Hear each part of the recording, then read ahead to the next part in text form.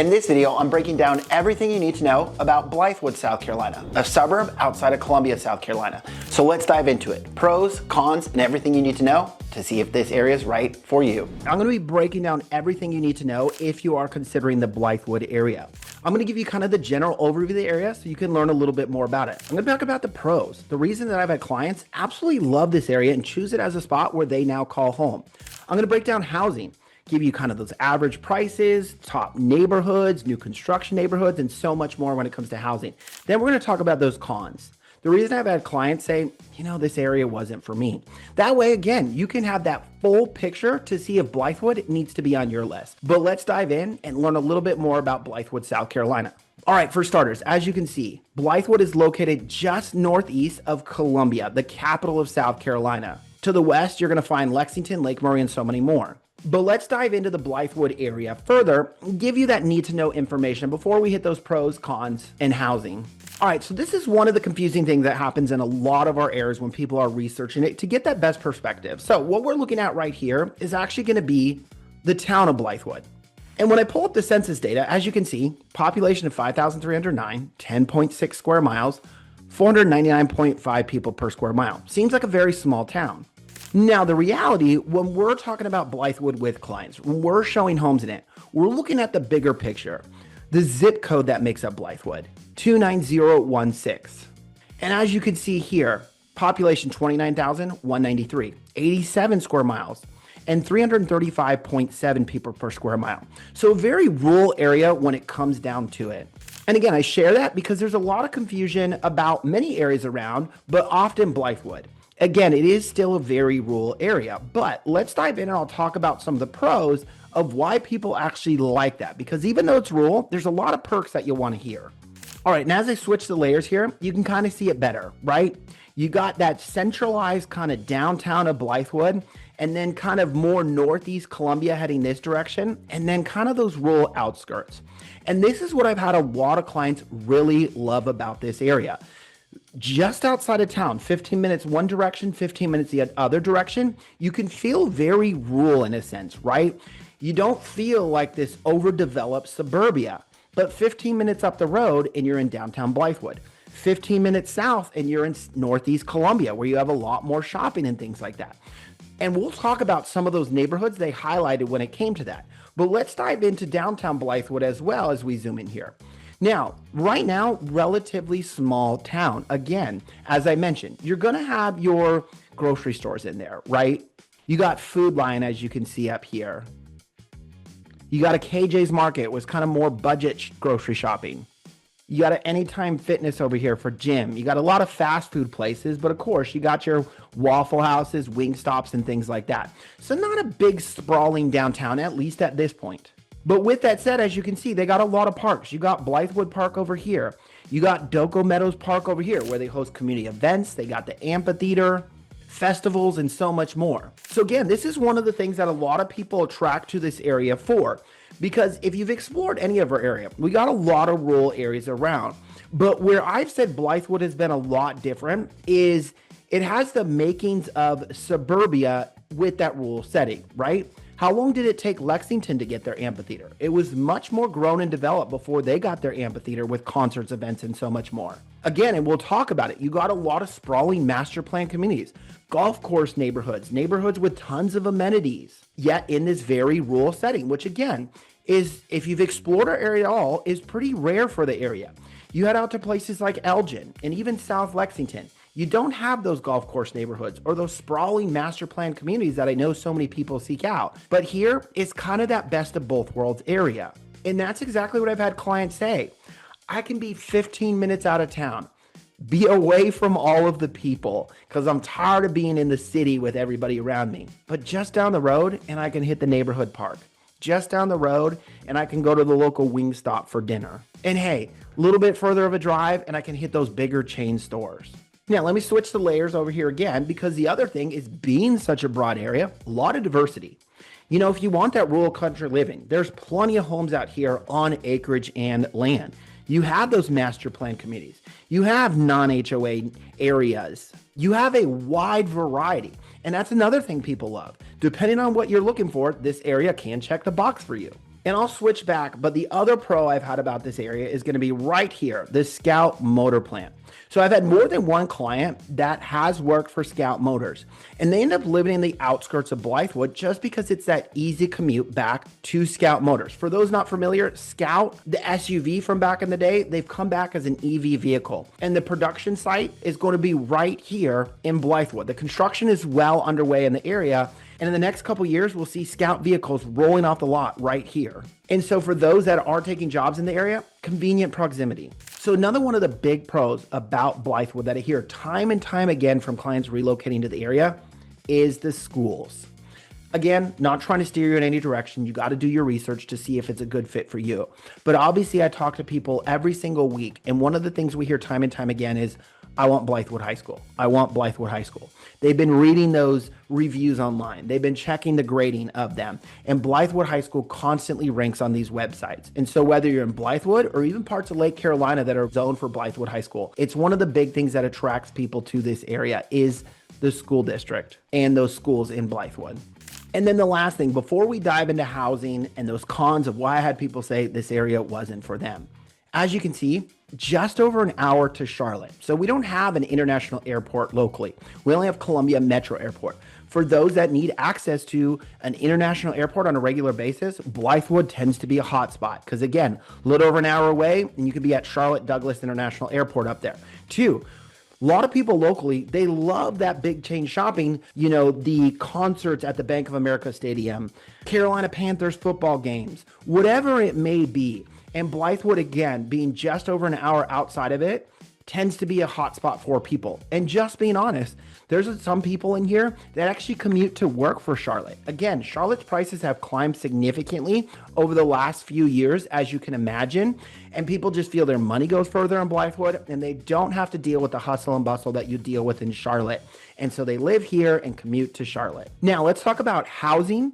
And then again, we'll dive into those cons. So first, let's get started with the average pricing for the area. So to give you an idea, in 2025, what we saw the average pricing come in was right around $400,000.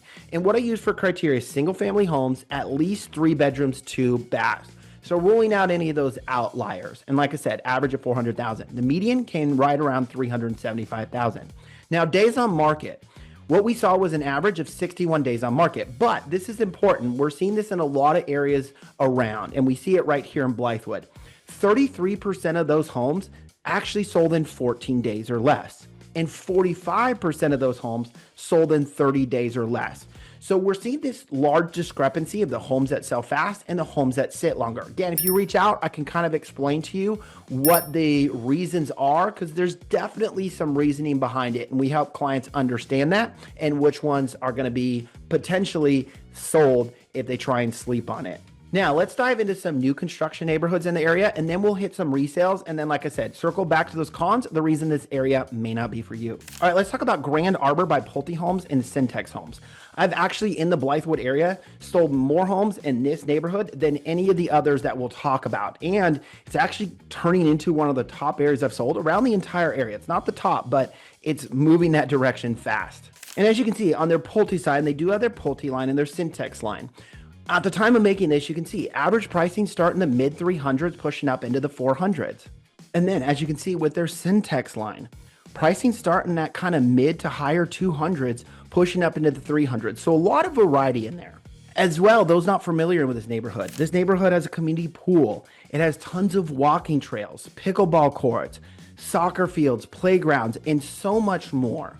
Again, that rural setting, not too far from everything, but tons of amenities within that neighborhood. Now let's talk about Blythewood Farms by Great Southern Homes. So this neighborhood is going to put you a little bit closer to downtown Blythewood. But as you can see, they got pricing starting in the high 200s to the 300s at the time of making this. And they do have a community pool within this neighborhood. Next, we're talking about Abney Hills Estates by Stanley Martin Homes. Now, this neighborhood is an extension of Abney Hills, and as you can see, slightly different product line if you're used to the first one where they had those larger estate style homes. But as you can see, their pricing coming in around the 400s up to the 500s, and they do have that community pool within this neighborhood that you would still have access to. Next, we're diving into Killian Crossing by Mungo Homes. Now, this is going to be a little bit further south, kind of at the edge of Blythewood, But there's a critical thing when we talk about cons of why there's actually a pro to this neighborhood here. Brand new neighborhood that just opened up. And as you can see, priced in the 200s to the 300s, and they are slated to have a community pool within this neighborhood. Next, right outside of town again, is going to be Oak Leaf Chafe. After this, we'll roll into those resales and then talk about the cons. Now, at the time of making this, they don't have pricing yet. But by the time you watch this, I may have an update on pricing because I am on this VIP list, and as an agent that sold a bunch of Pulte homes, they give us that first heads up. So don't hesitate to reach out because this is slated to have larger lots and again, proximity to downtown Blythewood, to Docos Meadows Park, and so much more. So hit me up because we can help get you into that neighborhood quick and get you the best deals on homes. All right, let's talk about resales real quick and then we'll hit those cons. So the first neighborhood we're talking about, Cobblestone Park. This is a golf course neighborhood, sprawling neighborhood with tons of amenities in here. I love the amenities in here because they have a pool. The last time I was out there when they were selling new construction, all the new construction is sold out now, but at that community pool, they actually had a little grill where your community HOA card, you could buy food, buy drinks, and charge it to your HOA bill, almost like living on a resort, right? But they have a gym in there. They got a community center where they do events, movies. They got a big park and they do kind of like a kids camp during the summer. There's just tons of amenities in there. And then of course you got the golf course for people that love golf. And on that golf course, you got a restaurant there. It's just a very unique neighborhood. As well, it's a gated neighborhood. So for those that like gated neighborhoods, again, one of the big perks of this area, that rural feel, but still getting a golf course gated neighborhood with tons of amenities. Now, to give you an idea, their average price right now is sitting at $453,000. Now let's talk about Long Creek Plantation, another popular neighborhood I have multiple clients buy. It's going to be this entire loop here, and it's made up of a ton of different neighborhoods. You have some older established neighborhoods, as well as you have some new construction in there. But it's wrapped around two different golf courses, as you can see, the Columbia Country Club and the Windermere Club. As well as you do have down here, the Long Creek Equestrian Center. So it's a very unique neighborhood where you got golf courses, that horse vibe, big mix of different neighborhoods in there. And I've had so many clients come into this neighborhood and love it because depending on what they're looking for, there seems to be a box that checks for everybody. And as I said, that I almost forgot, there is new construction within this neighborhood. Mungo has a neighborhood in there, however, it's sold out. The new phase is not there yet. Reach out if you're interested because they will have another phase. But right now you got Linkside at Long Creek being built by Fox Creek Homes. And as you can see with price point, they're sitting right there around the 600s and 700s. Again, you have a lot of high-end neighborhoods in there as well, some less, where that average price in Long Creek Plantation overall comes in at $486,000. Now, let's talk about the cons of the area. What are the reasons that people said this area is not for me? So again, the pros I talked about before, that small town rural feel. Those that aren't used to that lifestyle, that are used to living in the big suburbs, in the big cities, it can be a trade-off that just doesn't work for them because like I talked about downtown, you don't have a ton of shopping down there. Now, like I talked about with Killian Crossing, about 10 minutes up the road from downtown, depending on where you're living, you have Killian Crossing. And as we zoom into Killian Crossing, you're going to have a little bit more shopping over here. You have your Super Kroger over here. You have your Walmart Supercenter. You know, Freddy's Frozen Custard and Steak Burgers, Salsarita, a little more eateries, a little more shopping, all these loads and all of that, kind of more of the essentials. So for those that want them in their backyard, a little bit further commute. Now, for those that want a little bit more, you're gonna have to head to the Villages at Sand Hills, which is gonna be on this side. And as you can see, over 20 minutes. For those not familiar, this is where you're gonna have your Sam's Club, your Hobby Lobby. It's an outdoor mall. So a lot more chain shopping, Olive Garden, those types of things. So again, that's one of the cons I hear from people is those that are used to living in proximity to it, places like Lake Carolina where it's right around the corner. Blythewood just feels a little bit too far out for them. Now, again, that's where I said Killian Crossing sits right behind Killian. So if you're okay having right around the corner from you, you know, Super Kroger, Walmart, a little bit of stuff, and not mind driving a little bit further, then hey, that neighborhood puts you a little bit closer.